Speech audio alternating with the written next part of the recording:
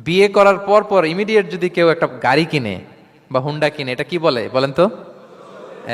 তো এই বোধহয় শ্বশুর বাড়ি থেকে যৌতুক নিয়ে আসছে। দেখছেন, এরকম ভুরি ভুরি আপনি সমাজে পাবেন। আন্দাজে ধারণার উপরে আমরা অনেক কথা বলে ফেলি, কিন্তু নিশ্চিত না হয়ে আপনি কোনো কমেন্টসে যেতে পারবেন না, এটা একেবারে নিষেধ। ধারণা করে কথা বলা নিষেধ ইসলামে। ওয়া ইন্না যান্না লা ইউগনি মিনাল হাক্কি শাইআ, আল্লাহ বলেন ধারণা কখনো সত্যের বিকল্প হতে পারে না। আপনাকে সত্যটা জেনে বলতে হবে। আমরা এরকম সমাজে অনেক করি, অনেক আপনি পাবেন। ধরেন যে আপনাকে আপনার এক বন্ধু দেখলো, রিক্সা দিয়ে যাচ্ছেন, আপনার পাশে এক নারী বসা, তো সে অনেক কিছু খারাপ ধারণা করতে পারে। এরকম হয় না সমাজে? তো এমন হতে পারে যে আপনি আপনার ছোট বোনকে নিয়ে বেরিয়েছেন, হতে পারে না? কিন্তু আপনি তো একটা ধারণা করে ফেললেন অন্য কিছু। বা আপনার ভাগ্নিকে নিয়ে বের হয়েছেন, আপনার আপন খালাকে নিয়ে বেরিয়েছেন কোনো কাজে, ডাক্তারের কাছে বা কিছু একটা হতে পারে। কিন্তু তাকে দেখেই আমি এদিক সেদিক বলতে আরম্ভ করলাম যে ওকে তো দেখছি এরকম এরকম এরকম।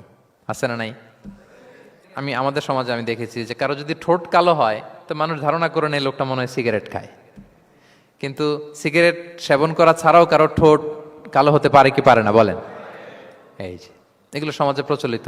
ভিডিওটি ভালো লাগলে লাইক করুন, প্লিজ সাবস্ক্রাইব এন্ড শেয়ার করুন। ধন্যবাদ।